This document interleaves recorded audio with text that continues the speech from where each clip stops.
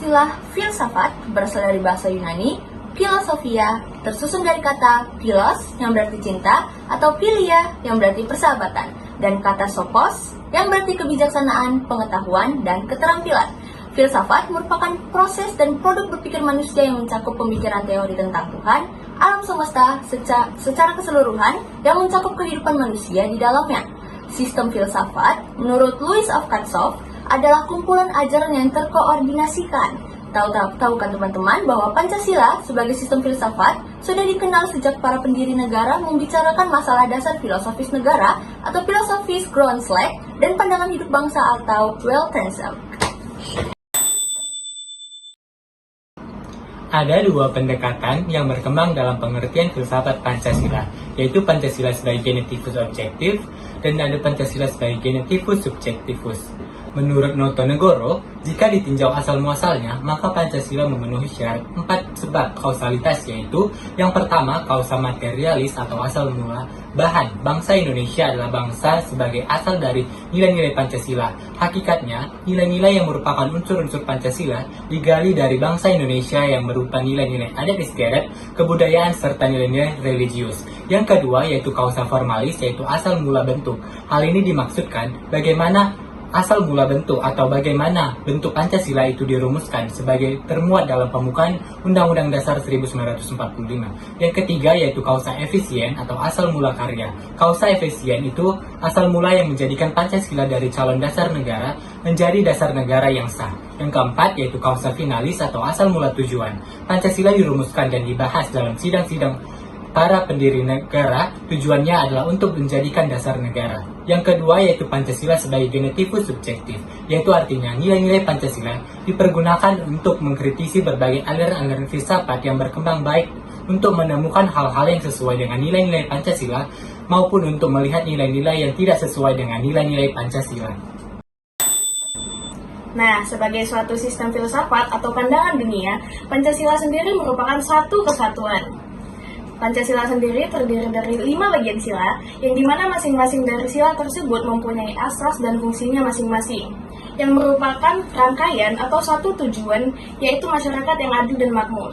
Setiap bagian dari sila merupakan satu unsur atau bagian dari kesatuan Pancasila. Nah, sehingga Pancasila menjadi satu kesatuan mutlak yang bersifat majemuk tunggal. Konsekuensinya, setiap sila tersebut tidak dapat berdiri sendiri dan terpisah dari sila lainnya.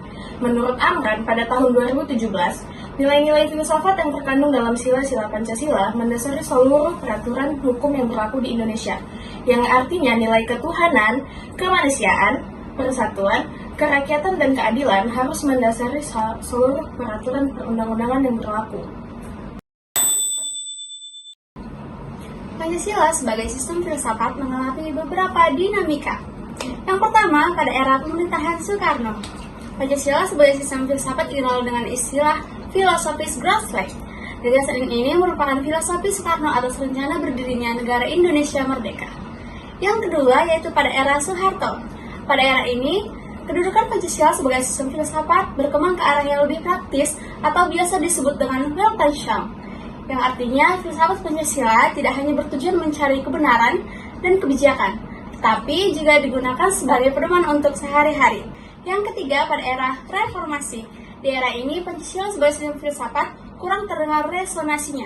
Namun, Pancasila sebagai sistem filsafat bergema dalam wacana akademik, termasuk kritik dan renungan yang dilontarkan oleh Habibie dalam 1 Juni 2011.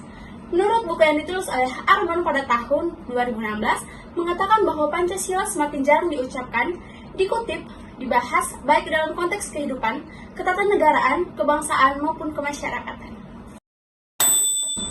Ilmu pengetahuan empiris merupakan fenomena atau gejala yang dapat diamati secara fisik dan diukur.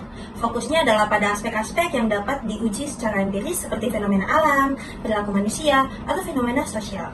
Hakikat atau filsafat menggunakan pendekatan yang lebih reflektif dan spekulatif, seringkali mempertimbangkan pertanyaan-pertanyaan yang tidak bisa dijawab hanya dengan observasi empiris. Objeknya merupakan segala sesuatu yang berkaitan dengan keberadaan, makna, dan tujuan.